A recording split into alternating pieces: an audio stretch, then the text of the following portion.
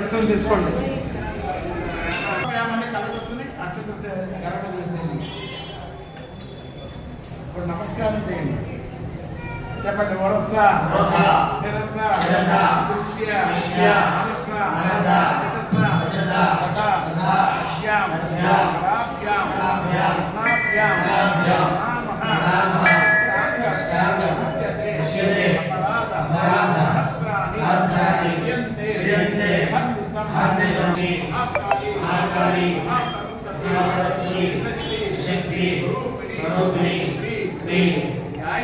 गायत्री देवी अलंकार रूपेण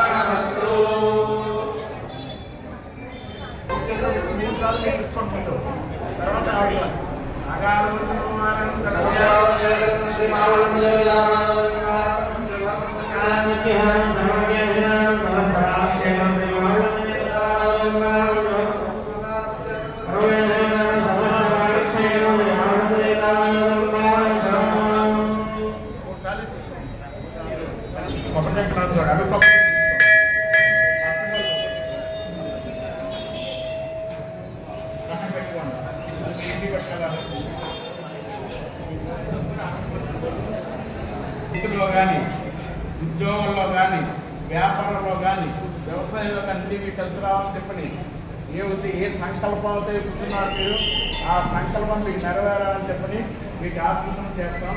మీరు నమస్కారం చేసుకుంటూ ఆ సంకల్పం తెచ్చుకోండి. ఈ లోపల మీరు ఇంటి పట్టుకెళ్ళి మొదలు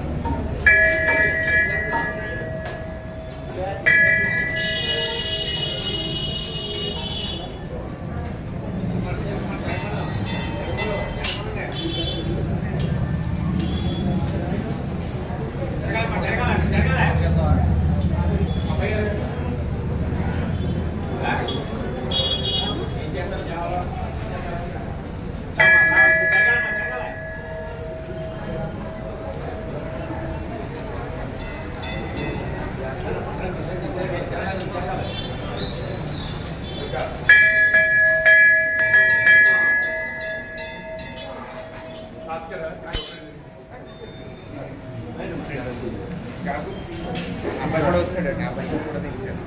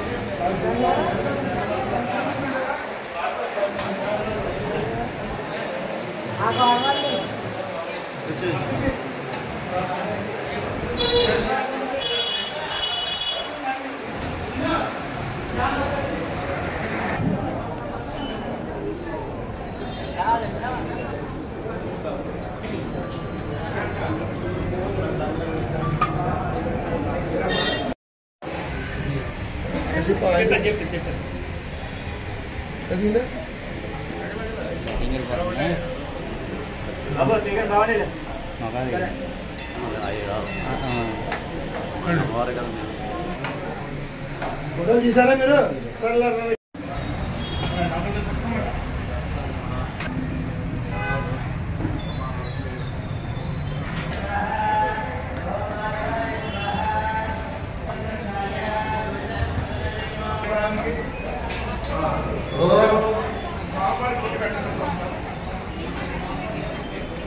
పెట్టండి మళ్ళీ పెట్టండి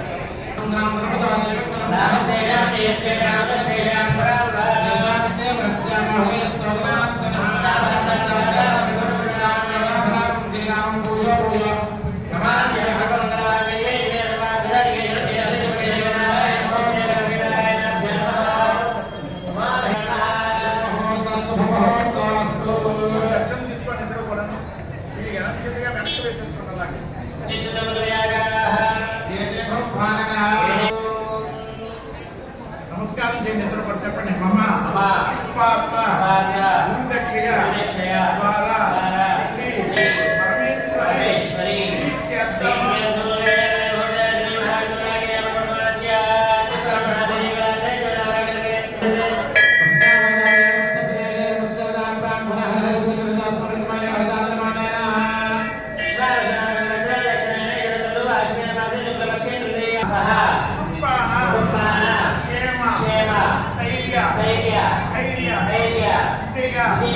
అభయ ఆరోగ్య అభివృద్ధి ధర్మార్థ కామమోక్ష ఫల పురుషార్థ విద్య ఉద్యోగ అఖండ వ్యాపార వ్యవసాయ ఉన్నతి స్థితి అస్మిన్ రామదేవత స్వరూపిణి శ్రీ మహాలక్ష్మి మహాకాళి మహాసరస్వతి విశక్తి స్వరూపిణి ఆంబరవన సంభవ శ్రీ మౌళ్ళమ్మ దేవత నమః మౌళ్ళమ్మ దేవత ఉద్దేశ్య శ్రీ మౌళ్ళమ్మ దేవత శరన్నవరాత్రే మహోత్సవ అన్యత్వేన యథాశక్తి శతసహస్ర నామ కుంకుమ పూజాంచ కరిష్యే చెప్పడమా ఆదో నిర్విఘ్నేన పరిసమాప్తి ఇత్యర్థం శ్రీ మహాగణాధిపతి పూజాంచ కరిష్యే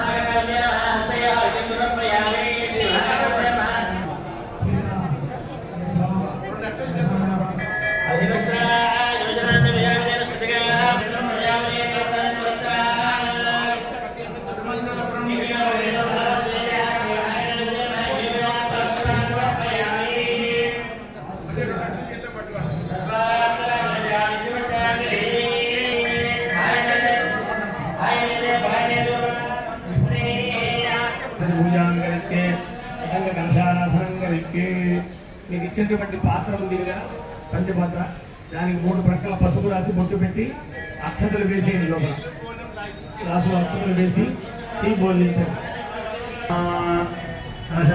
విష్ణు కంఠే రథ మూలే దత్తస్థిత బ్రహ్మ ఎడమ చేతిలో పెట్టుకుని గుడిదే బోధించండి.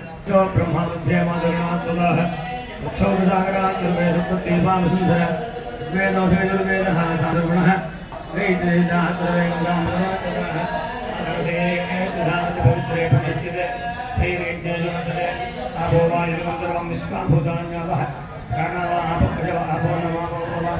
ద్రవ్యాన్ని సంప్రోక్ష్య దేవం ఆత్మాన్ని సంప్రోక్ష్య. తరువాత తమలపాకుని గణపతి మీద బోర్లించి పట్టుకోండి. తమలపాకుని గణపతి మీద బోర్లించి పట్టుకోండి. గ్లాసు కింద పెట్టేయండి.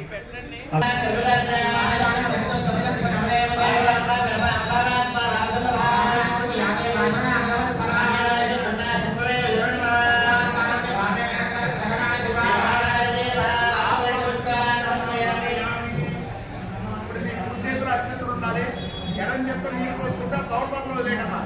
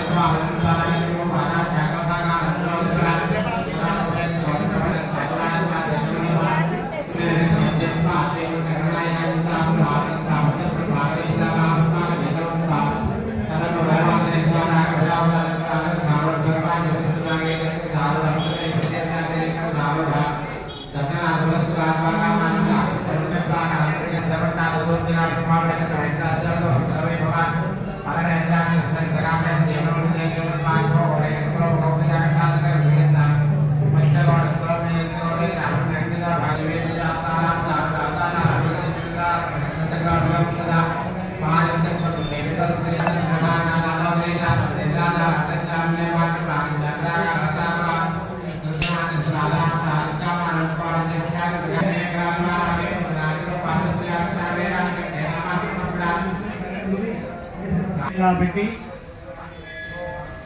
గణపతిని ప్రార్థిస్తూ మనకి కావలసినటువంటి కామ్యములను తీర్చమని కోరండి. చెప్పండి. ఆయుర్దేహి యశోదేహి శ్రియం సౌఖ్యం చ దేహి మే పుత్రాన్ పౌత్రాన్ ప్రపౌత్రాన్ దేహి మే గణనాయక వినాయక నమస్తుభ్యం సతతం మోదక ప్రియ నిర్విఘ్నం కురు మే దేవ మమ సర్వ కార్యేషు సర్వదా. కళ్ళకదుగున చేతిని ఇట్లా శిరస్సు నుంచి ఇట్లా అనుకుంటాం. ఎప్పుడైనా సరే మనం శిరస్సు నుంచి ఇట్లా అనుకోమని చెప్పారు. అప్పుడు మనం ధరించినట్లు అవుతుంది అనమాట. ఆయన అనుగ్రహాన్ని ధరించినట్లు అవుతుంది. అది తరువాత అక్షతం తీసుకోండి.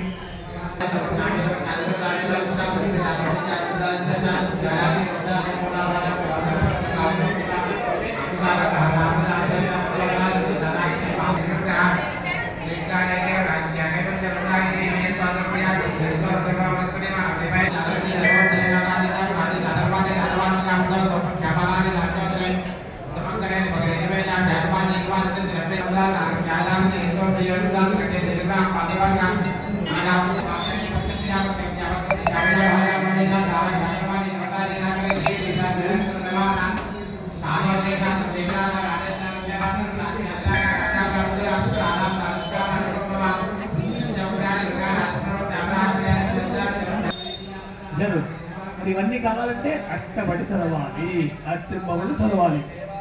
అట్లాగనే ఒక రైతు ఉంటాడు. రైతు వాడి ధ్యేయం ఏమిటి? ఈ సంవత్సరము ఈ 6 మాసాల పంటలో 70 బస్తాలు నేను తీసుకెళ్ళాలి అనుకుంటాడు.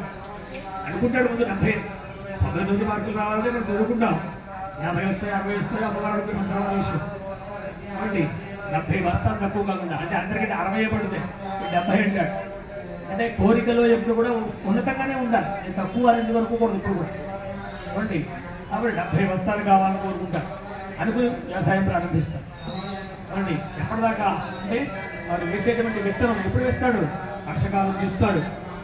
ఆ భూమి చక్కగా సేద్యం చేయడానికి వీలుగా దున్నుతాడు. చూడండి ఇంకేమైనా కావాల్సిన సౌకర్యాలన్నీ చూస్తాడు. ఆ విత్తనం సరిగ్గా వస్తుందో లేదో, మొలకొస్తుందో లేదో కడతాడు, ఇస్తాడు, విత్తనం కడతాడు. అది మొక్క వచ్చిందో చూసే కాబట్టి పట్టుకెళ్ళి నీళ్ళలో పోస్తాడు. దానికి విత్తనాలు చల్లుతాడు. వెళ్తే మొక్కలు వస్తే మన పీకి మళ్ళీ పట్టుకెళ్ళి ఊడుపు చేస్తాడు. అప్పుడు పంట ఎన్నాళ్ళు పెడితే 3-4 మాసాలు పడుతుంది. అంతా కూడా ఎంత జాగ్రత్త వహిస్తాడండి.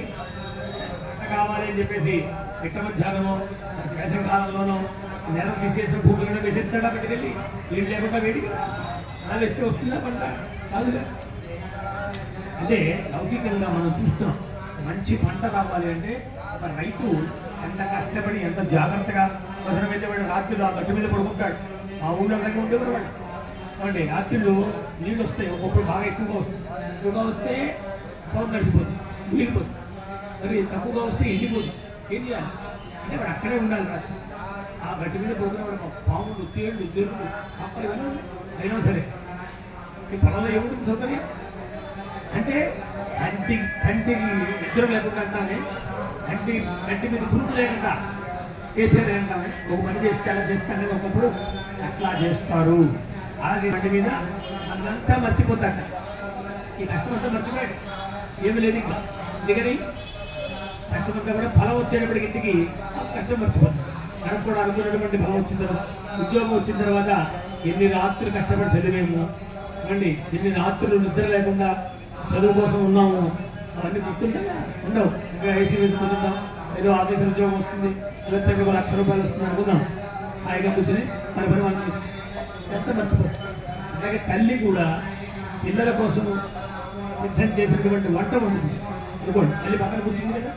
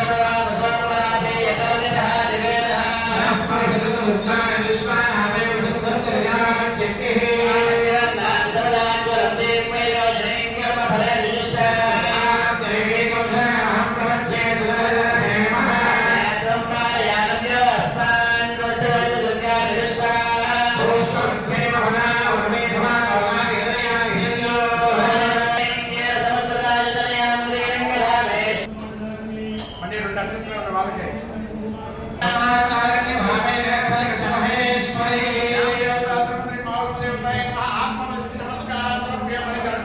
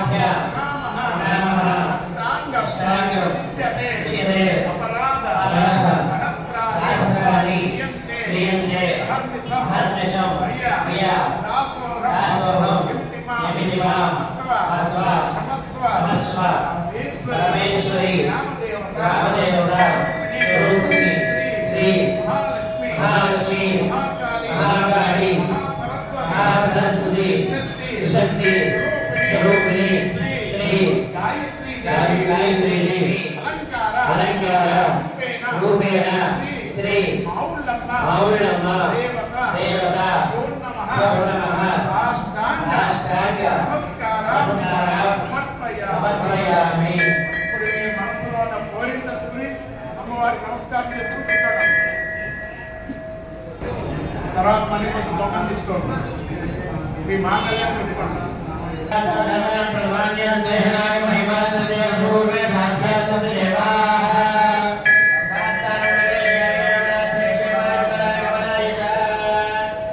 ఈ రోజున ఏ సంకల్పంగా ఉంటున్నారో ఉద్యోగంలో కానీ వృత్తిలో కానీ వ్యాపారంలో కానీ వ్యవసాయంలో కానీ అన్ని విధాల్లో కూడా మీకు లాభం రావాలని ఈ సంకల్పం నెరవేరాలని చెప్పని అమ్మవారిని ఆశీస్సులు ఇస్తున్నాం.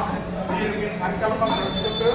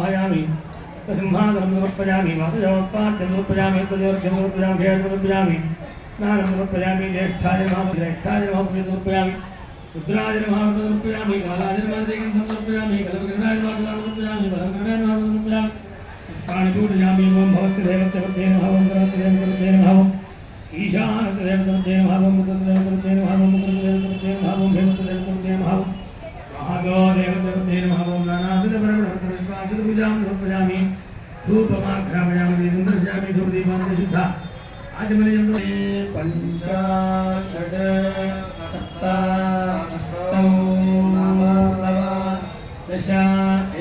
ద్వాదశ. నమస్కారం చేసుకోండి కూడా పెట్టి వెనక్కి నేర్పించుకో అంతే, కొంచెం వెనక్కి నుంచి ఉంటే నేను వీలుగా ఉంటాను.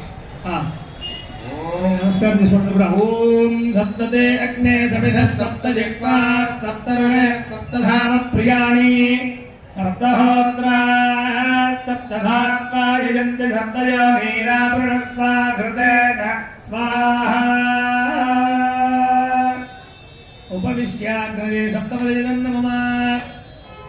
ఓం పూర్ణాహుతిముత్తమాంజుహోతి సర్వం వై పూర్ణాహుతిః సర్వమేవాప్నోతి అథో ఇయం వై పూర్ణాహుతిః అస్యామేవ ప్రతిష్ఠతి.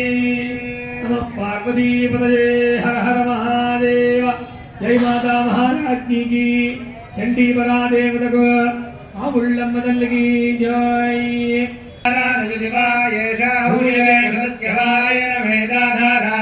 లోకే పిన్వమానోపదిష్టరాజ్యేమోధారాదేశైవాస్మై తేజోవరుంధే ధోమభావైవసోద్ధారాగమానేవావరుంధే కామయేన ప్రాణానస్యాన్నాద్యం ఇమానద్బంధుభాంగిరః యుమ్నైర్వాజేభిరాగతౌ ప్రాజ్ఞీభిరాజ్ఞీ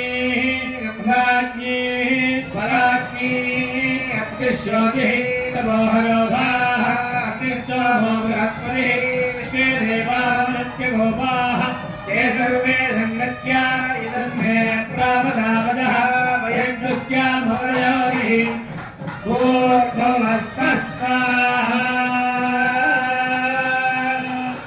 पूर्णादिमुहूर्तस्तु मुहूर्तोऽस्तु.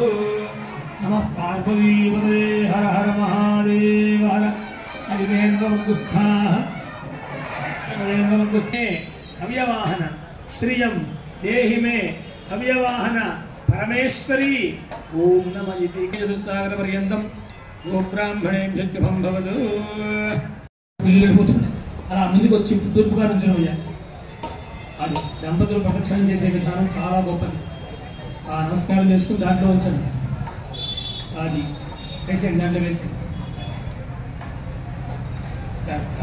పళ్ళ పెట్టేయండి, పక్కన పెట్టండి. పళ్ళ వెనకాల పెట్టండి పక్కకి. దాన్ని ఇలా వచ్చేయండి, బొట్టు పెట్టుకోండి.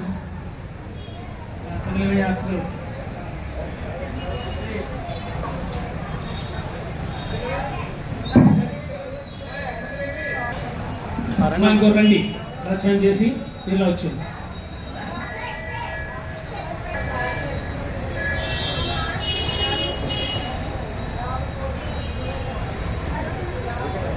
ఎంత వేసేది వచ్చి వేడి వస్తుంది బాగా. దాన్ని ఇలా వచ్చి బొట్టు పెట్టుకొని అక్షతలు వేయించుకుని వెళ్ళండి.